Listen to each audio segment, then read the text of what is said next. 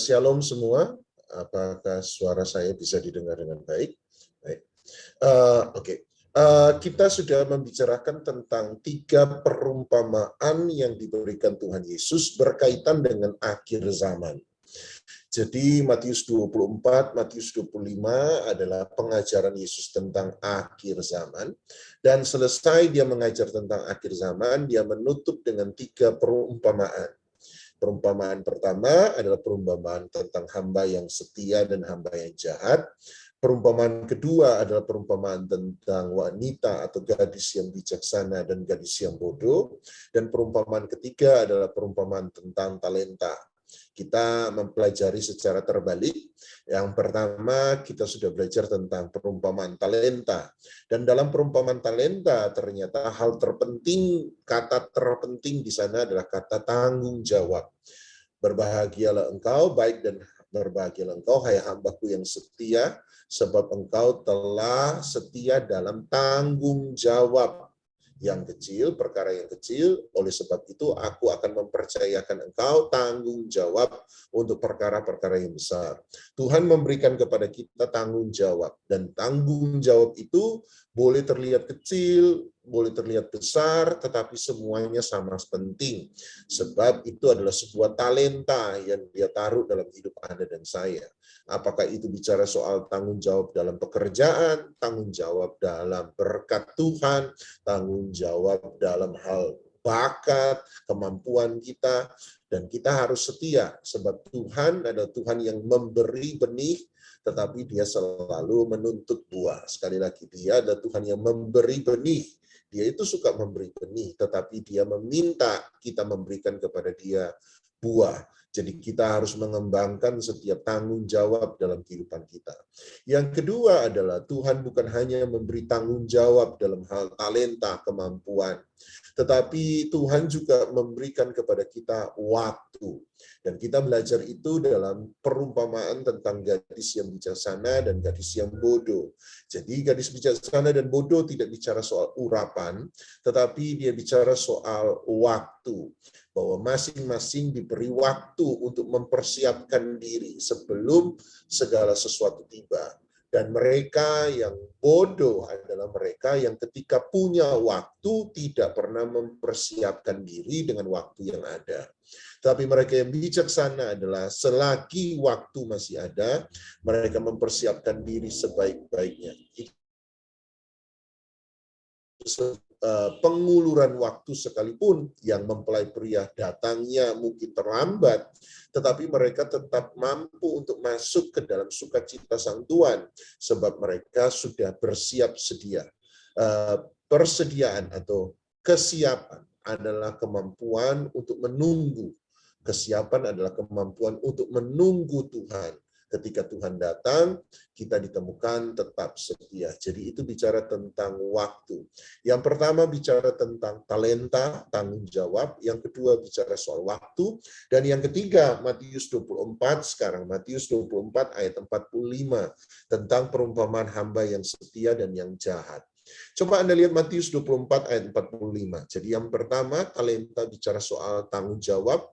Yang kedua tentang gadis bijaksana dan bodoh bicara soal waktu. Dan yang ketiga, apa yang Tuhan berikan dan percayakan kepada seseorang.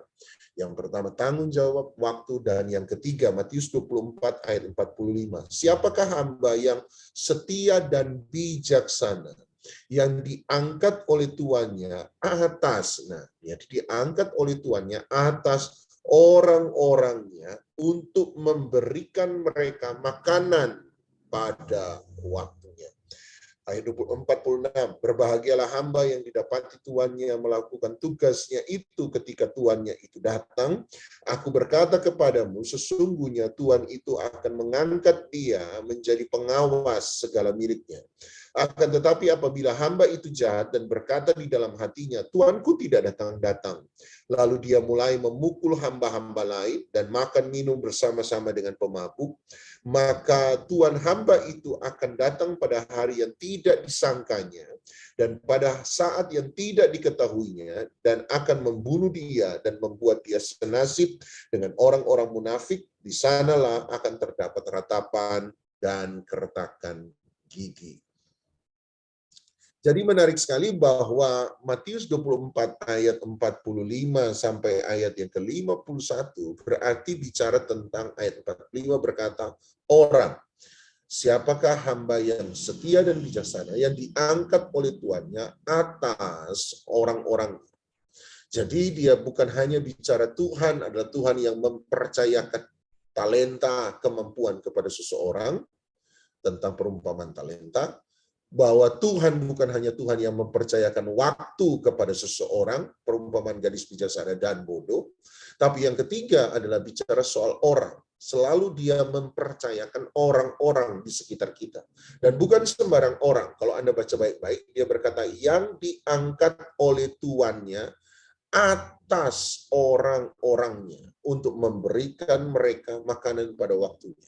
Jadi dia meletakkan kepada kita bukan sembarang orang, tetapi orang-orang di mana kita lebih daripada mereka. Ada orang-orang yang kita lebih daripada orang-orang yang ada di sekitar kita. Jadi ada pepatah berkata begini, kalau mau tahu karakter seseorang yang sesungguhnya, berikan orang itu kekuasaan, maka engkau akan tahu siapa orang itu yang sesungguhnya. Ini biasanya dipakai oleh Ahok. Ahok paling suka berkata, mau tahu karakter orang, beri orang itu kekuasaan, maka engkau akan tahu siapa orang itu sesungguhnya. Kekuasaan adalah membuat kita ada di atas orang lain. Kalau Anda mau tahu karakter Doni yang sesungguhnya, berikan dia kekuasaan, berikan dia kekayaan, berikan dia otoritas yang besar, maka engkau akan lihat bagaimana dia memperlakukan otoritas orang-orang di sebawahnya dia, maka itu akan menunjukkan karakter saya yang sesungguhnya. Mau tahu Nita yang sesungguhnya? Lihat bagaimana dia memperlakukan orang-orang yang ada di bawah dia, maka Anda akan tahu siapa dia yang sesungguhnya. Dan ini yang terjadi, Tuhan berkata hal yang sama. Dia mempercayakan orang-orang. Nah, ada 3 tipe orang yang ada dalam kehidupan kita. Biasanya kami pengajar ngomong ada 3 tipe orang dalam hidup di sekitar kita. Nomor 1, ada tipe yang namanya orang yang hadir dalam hidup kita sebagai for a reason. For a reason. Jadi ada orang-orang yang hadir dalam hidup kita untuk alasan tertentu. Jadi ada orang-orang yang datang dan keluar dalam hidup Anda dan saya, dan mereka datang for a reason, di mana Tuhan bisa memproses kita dalam kehidupan kita. Misalnya, dalam kisah Abraham, Anda akan menemukan Abraham pernah berhubungan dengan Fir'aun di masanya. Abraham juga pernah berhubungan dengan Abimelekh di masanya. Dan kenapa? Apakah Abraham dan Fir'aun ada pertemanan jangka panjang? Jawabannya tidak. Hanya ada satu peristiwa di mana Abraham ketemu dengan Fir'aun, dan lewat pertemuan Abraham dan Fir'aun, di situ Abraham diproses. Di situ Abraham diproses oleh Tuhan. Abraham ditunjukkan segala kelemahannya, segala ketakutannya, segala kekhawatirannya. Ada orang-orang datang pada hidup kita, dia cuma datang, dia memberikan kita proses. Setelah itu dia pergi. Orang-orang semacam inilah kita sebut sebagai orang-orang yang hadir for a reason, untuk sebuah alasan. Mereka datang dan pergi. Kayak lagu lama ya, datang dan pergi sesuka hatimu, kan gitu ya. Kelihatan ya Bu Popo, keluaran tahun berapa saya ini juga. Jadi ada orang-orang yang datang dalam hidup Anda dan saya cuma for a reason, supaya kita diproses. Setelah itu mereka pergi. Yang kedua, ada orang-orang yang hadir dalam hidup kita for a season. For a season. Untuk satu musim tertentu. Misalnya, teman-teman terbaik kita di masa SMA seringkali bukan lagi teman-teman terbaik kita hari ini. Walaupun tetap baik. Tetap baik kalau ketemu Mas, aduh apa kabar Ses? Lama nak ketemu. Gitu ya. Jadi Anda masih tetap senang, tetap baik, tetapi tidak lagi menjadi rekan-rekan terbaik dalam kehidupan kita. Sebab mereka hanya teman-teman terbaik for a season, untuk satu musim tertentu. Dalam kisah Abraham, Anda boleh ambil contoh Lot. Abraham berjalan lama dengan Lot. Abraham berjalan cukup jauh dengan Lot. Abraham berjalan cukup panjang dengan Lot. Tetapi ada satu musim Lot menemani Abraham terus-menerus, tiba-tiba mereka harus berpisah. Pada satu musim tertentu mereka harus berpisah. Apakah hubungan Abraham dan Lot jelek? Tidak, tetap baik. Waktu Lot susah, Abraham datang untuk menolong. Tetapi setelah itu mereka tetap kembali lagi berpisah. Sebab Lot ada dalam hidup Abraham itu bukan for a reason saja, tetapi for a season. Satu musim tertentu. Sama, dalam hidup kita seringkali ada orang-orang yang akan menemani kita pada musim tertentu. Dia yang akan menjadi teman terbaik kita pada musim tertentu. Dan dia diberikan Tuhan dalam hidup kita untuk melewati musim itu. For a season. Tetapi ada orang-orang dalam hidup kita datang bukan hanya for a reason, bukan a season, tapi ada orang-orang dalam hidup kita for a lifetime, untuk selama-lamanya. Misalnya dalam cerita Abraham, Sarah ada dengan Abraham for a lifetime. Jadi sampai mati dia berada dengan Abraham. Ishak ada dengan Abraham for a lifetime. Sampai Abraham mati, Ishak ada di situ. Sebab itu for a lifetime. Hargailah orang-orang yang datang kepada kita for a reason, untuk alasan tertentu. Dan jadilah teman terbaik, jadilah partner terbaik for a season, teman-teman yang hadir dalam kita dalam musim tertentu. Tapi belajar untuk berhubungan erat, belajar untuk mempercayai mereka yang Tuhan taruh dalam hidup kita for a lifetime. Untuk waktu yang panjang, sampai selama-lamanya. Suami kita, istri kita, anak-anak kita, saudara-saudara kita. Seringkali mereka mungkin tidak sesuai dengan ekspektasi kita. Tetapi Tuhan meletakkan mereka sebagai orang-orang yang ada for a lifetime. Bagaimana kita memperlakukan rekan-rekan ini sebagai manusia, sebagai orang, itu akan menentukan karakter kita yang sesungguhnya. Jadi sangat penting Anda lihat bahwa bagaimana kita memperlakukan orang. Bahkan dalam Matius 25, Anda pergi ke Matius 25. Dalam Matius 25, penutup Tuhan Yesus terhadap 3 perumpamaan ini. Penutup Tuhan Yesus terhadap khotbah di akhir zaman. Perhatikan Matius 25 ayat 31. Lihat baik-baik penutupnya. Apabila Anak Manusia datang dalam kemuliaan, dan semua malaikat bersama-sama dengan dia, maka dia akan bersemayam di atas tahta kemuliaannya. Lalu semua bangsa akan dikumpulkan di hadapannya, dan dia akan memisahkan mereka, seorang daripada seorang, sama seperti gembala memisahkan domba dari kambing. Dia akan menempatkan domba-domba di sebelah kanannya, dan kambing-kambing di sebelah kirinya, ayat 34. Dan raja itu akan berkata kepada mereka yang di sebelah kanannya, mari hai kamu yang diberkati oleh Bapakku, receive the kingdom, terimalah kerajaan yang telah disediakan bagimu sejak dunia dijadikan. Jadi siapa yang menerima kerajaan? Ayat 35. Sebab ketika aku lapar, kamu memberi aku makan. Ketika aku haus, kamu memberi aku minum. Ketika aku seorang asing, kamu memberi aku tumpangan. Ketika aku telanjang, kamu memberi aku pakaian. Ketika aku sakit, kamu melawat aku. Ketika aku di dalam penjara, kamu mengunjungi aku. Maka orang-orang benar itu akan menjawab dia. Katanya, Tuhan, bila manakah kami melihat engkau lapar dan kami memberi engkau makan, atau haus dan kami memberi engkau minum? Bila manakah kami melihat engkau sebagai orang asing dan kami memberi engkau tumpangan, atau telanjang dan kami memberi engkau pakaian? Bila manakah kami melihat engkau sakit atau dalam penjara dan kami mengunjungi engkau?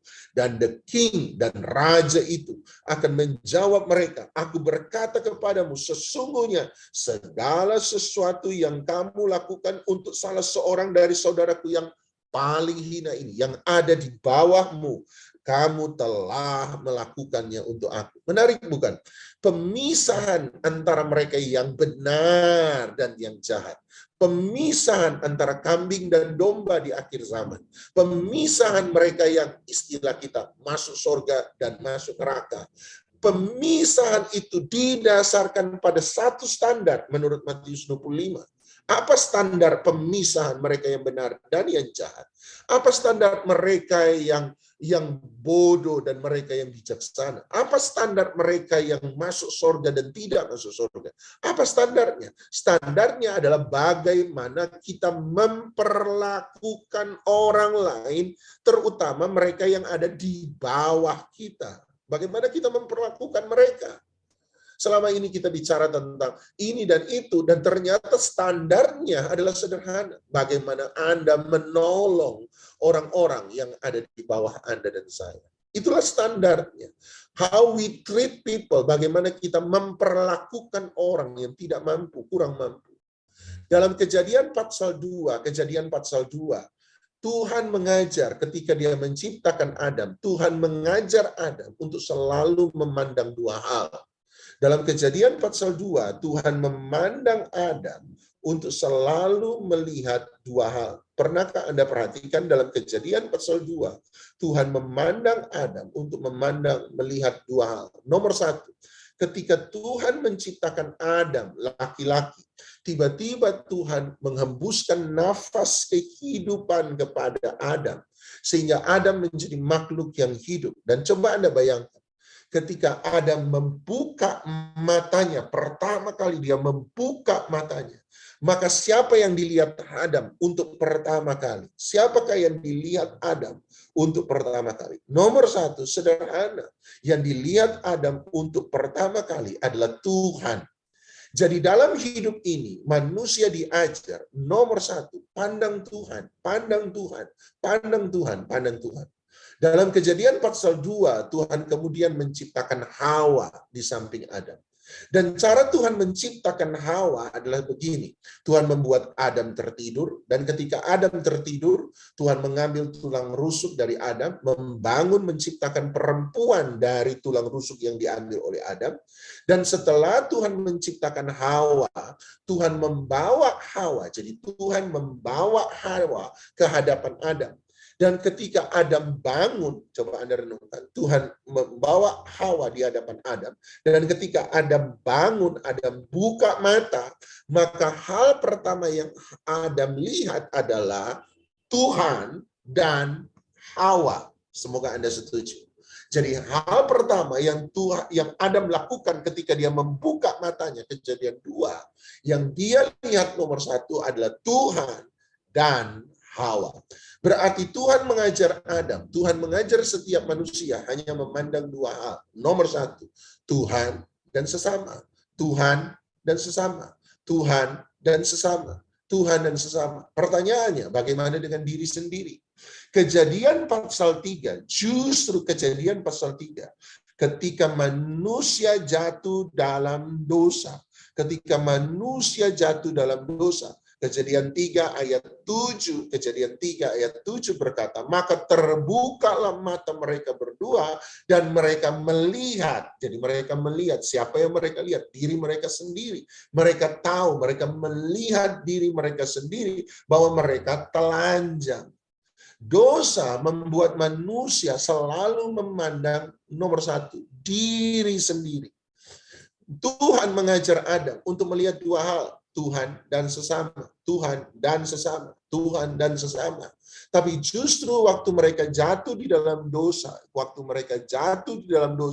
untuk pertama kali mereka kemudian selalu melihat dirinya sendiri. Aku telanjang, aku telanjang, aku telanjang.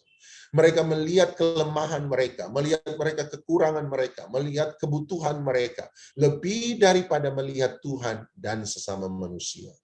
Mari di Voice of Worship saya mau kita belajar bersama-sama. Di tempat ini kita belajar bersama-sama. Pandang Tuhan, pandang sesama. Pandang Tuhan, pandang sesama. Kalau lihat Tuhan, lihat sesama terus siapa yang melihat saya, Pak? Siapa yang jaga saya? Sederhana. Kalau Anda lihat Tuhan dan Anda lihat sesama, maka yang melihat diri kita, siapa? Tuhan. Dan Tuhanlah yang akan menjaga kita melalui sesama. Sekali lagi, kalau dia mengajar kita hanya memandang Tuhan dan sesama, kalau begitu siapa yang akan memandang saya? Sederhana. Yang akan melihat Anda, yang akan menjaga Anda adalah Tuhan melalui sesama. Tuhan melalui sesama. Mari hari ini belajar percaya pada Tuhan. Inilah standar kebenaran yang Tuhan ukur dalam setiap kehidupan kita. Bagaimana kita memperlakukan orang lain. Pandang Tuhan, pandang sesama. Lihat orang lain, bukan dari kacamata kita, tapi lihat orang lain dari kacamata Tuhan. Orang lain punya kekurangan, tetapi kalau kita melihat kekurangan orang lain dari kacamata Tuhan, Anda akan melihat dengan apa? Cara apa? Arogankah? Dengan siniskah? Dengan merendahkan mereka kah?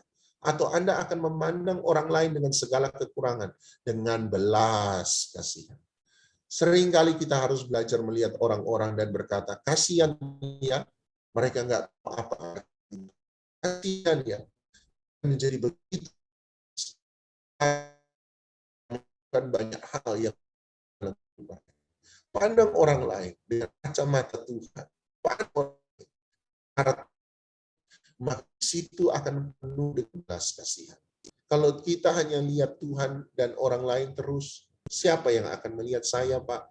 Siapa yang akan jaga saya waktu saya susah? Siapa yang akan jaga saya waktu saya lagi berkekurangan? Siapa yang jaga saya waktu saya tidak mampu? Jawaban saya sederhana. Tuhan melalui sesama. Hari ini, percayalah, Tuhan sanggup untuk menjaga dan memelihara kita. Mari kita siapkan perjamuan kudus kita.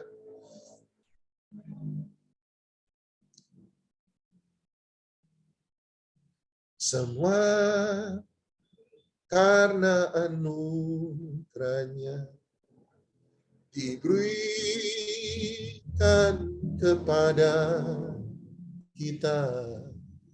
Semua anugerahnya bagi kita bila kita dipakainya.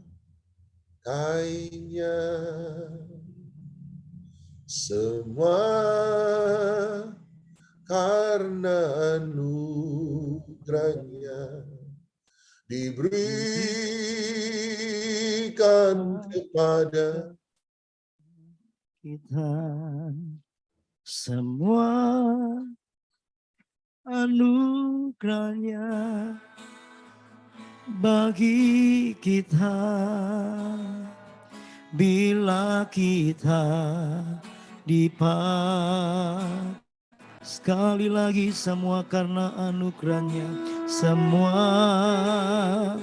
karena anugerahnya diberikan kepada kita. Semua anugerahnya bagi kita bila kita dipakainya. Banyak dari kita bicara tentang buah roh, karakter. Tapi pertanyaannya, dari mana karakter itu muncul? Dari mana buah roh itu muncul? Apa saja buah roh? Kasih, sukacita, damai sejahtera, kesabaran, kebajikan, kemurahan, pengendalian diri. Dari mana buah roh itu berasal? Sederhana. Karena di dunia ini kita hidup tidak pernah seorang diri. Kita hidup bersama-sama dengan orang lain. Coba Anda renungkan. Kalau kita hidup seorang diri, Anda tidak perlu belajar tentang kasih. Setuju? Anda mau bicara mengasihi siapa? Toh hanya diri sendiri. Kalau Anda hidup di dunia ini seorang diri, Anda tidak perlu belajar setia. Anda mau setia sama siapa? Toh cuma seorang diri. Kalau Anda hidup seorang diri di muka planet namanya bumi, Anda tidak perlu belajar kebajikan. Anda mau berbuat baik sama siapa? Anda tidak perlu belajar kesabaran. Siapa yang buat Anda marah? Sebab tidak ada. Justru karena kita hidup di bumi ini bersama dengan orang lain, kita belajar tentang buah roh. Dan disitulah buah roh itu berasal dalam relationship hubungan kita dengan orang lain. Disitulah kita belajar memandang orang lain dari kacamata Tuhan. Dan semakin kita melihat dari kacamata Tuhan, Roh Kudus akan menghasilkan buah-buah dalam hidup Anda dan saya. Sungguh benar. Semua yang kita miliki hanya anugerah, termasuk orang di sekitar Anda. Ada bahasa Jawa, tapi dia mencekno ya Tuhan. Mencekno seumur hidup saya. Aduh, itu manusia paling mencekno di seluruh dunia. Tapi justru dari situ kita bisa belajar arti kesabaran, bukan? Kita bisa belajar arti kemurahan. Percayalah, mungkin dia hanya for a reason. Mungkin dia hanya punya for a season. Tapi justru waktu Tuhan menaruh dia di sekitar kita, di situ dia belajar memproses kita. Melihat orang lain dari kacamata Tuhan. Melihat orang lain dari cara pandang Tuhan. Dan bukankah Yesus ketika melihat kita, dia nggak marah, dia nggak mengeluh. Tetapi hari itu 2000 tahun yang lalu, dia memilih mati bagi kita. Bahkan Paulus berkata, waktu kita masih berdosa, kita masih ada dengan segala kelemahan kita, Yesus mati bagi Anda dan saya. Tidak ada yang baik dari kita hari itu. Tidak ada yang bisa kita banggakan hari itu. Tapi dia melihat kita dari kacamata Bapa surgawinya. Dan dia berkata, Bapa, ampuni mereka. Sebab mereka tidak tahu apa yang mereka perbuat. Itu sebabnya kita selamat, bukan? Mari angkat roti di tangan kanan Anda. Syadabata kaya rabata kaya. Tuhan, kami selalu melihat perjamuan kudus hanya demi kepentingan pribadi kami. Kami lupa 1 Korintus mengatakan bahwa perjamuan kudus bicara tentang tubuh Kristus yang dipecahkan. Artinya kami tidak hidup seorang diri. Tubuh Kristus. Kesatuan dari itu banyak orang-orang yang diselamatkan. Sebagai jempol kami tidak boleh merasa lebih tinggi daripada kelingking. Sebagai tangan kami tidak boleh merasa lebih berharga daripada kaki. Sebagai tubuh kami tidak boleh merasa lebih berharga daripada kuku. Ajar kami untuk hidup dalam kesatuan dengan orang lain. Kepedulian dengan saudara-saudara seiman kami. Justru disitulah kami dilihat benar di hadapan Tuhan. Terima kasih Bapak. Biarlah dalam persekutuan dengan tubuh Kristus yang universal ini, kami menerima persekutuan dengan tubuh dan darah-Mu secara personal. Angkat roti di tangan kanan Anda. Tuhan Yesus mengambil roti, mengucap berkat atasnya, memecah-mecahkannya, dan berkata, inilah tubuhku yang telah dipecahkan bagi kamu. Perbuatlah ini menjadi peringatan akan aku. Percayakah Anda bahwa roti yang telah kita pecah-pecahkan ini adalah persekutuan dengan tubuh Kristus? Kalau percaya, mari kita terima dengan iman. Kita makan bersama-sama di dalam nama Tuhan Yesus Kristus.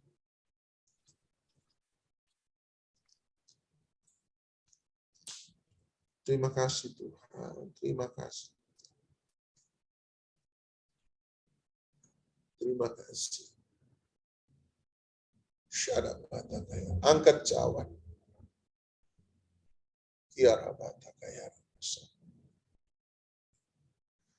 Tuhan Yesus kemudian mengambil cawan anggur, mengucap syukur atasnya, dan berkata, inilah cawan perjanjian baru, darahku yang telah ditumpahkan untuk pengampunan dosa semua orang.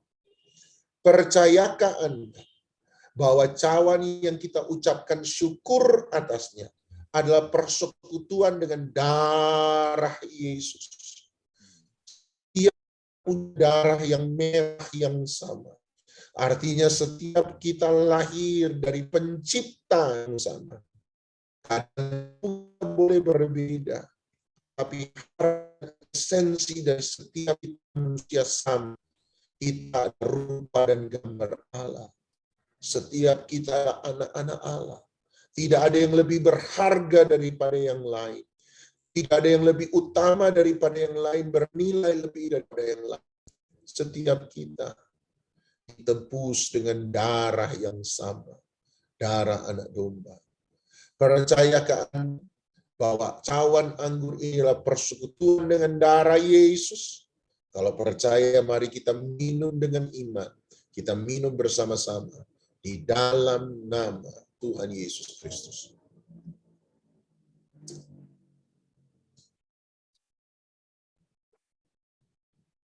Terima kasih. Terima kasih. Terima kasih. Terima kasih. Terima kasih, Bapak. Terima kasih.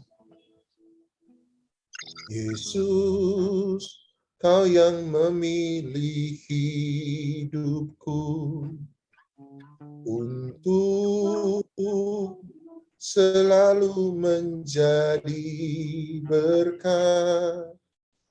Biar kemuliaan-Mu lah yang selalu disanjung. Engkaulah penjunan sumber hidupku.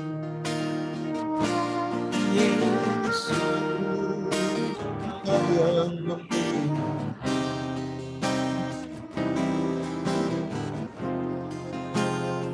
selalu menjadi biar kemuliaan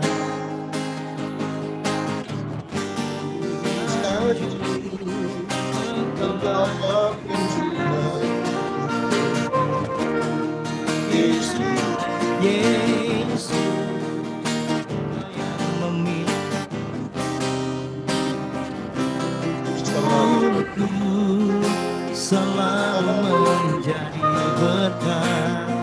Kemuliaan-Mu selalu disanjung. Engkaulah penjunan sumber hidupku. Biar kemuliaan-Mu lah selalu disanjung. Engkaulah penjunan sumber hidupku. Anda diutus, dan doa ini bukan doa berkat, tetapi doa pengutusan. Jadilah orang Samaria yang baik hati di luar sana. Orang yang peduli dengan orang lain. Orang yang menjadi berkat bagi orang lain. Dengan apapun Anda punya, dengan apapun yang Anda miliki. Tidak peduli seberapa gampang, seberapa mudah, seberapa sederhana itu. Apakah kalau engkau bisa memberkati orang dengan senyummu, berkatilah orang dengan senyum. Kalau engkau bisa memberkati orang dengan perkataanmu, berkatilah orang dengan perkataan. Kalau engkau bisa memberkati orang dengan kelebihan kekayaan, berkatilah mereka dengan segala kekayaan. Tapi engkau diutus menjadi orang Samaria yang baik hati di luar sana. Oleh sebab itu, terimalah berkat daripada Allah Bapa, cinta kasih sayang dan syafaat daripada Tuhan Yesus Kristus, persekutuan, penghiburan, kekuatan, sukacita, damai sejahtera, kemenangan, hikmat, wahyu, urapan daripada Roh Kudus memberkati setiap kita, menjadikan kita terang di tengah-tengah kegelapan, garam di tengah-tengah ketawaran, kesaksian bagi orang yang terhilang, penghiburan bagi mereka yang meneteskan air mata, menjadikan kita kekuatan bagi mereka yang lemah, dan menjadikan kita berkat bagi mereka yang membutuhkan. Oleh sebab itu Tuhan biarlah memberkati hidupmu, keluargamu, hidup nikahmu, masa depanmu, anak cucumu, semuanya diberkati oleh Tuhan. Di dalam nama Tuhan Yesus Kristus, yang percaya dilawat diberkati Tuhan, sama-sama kita katakan, amin, amin, amin.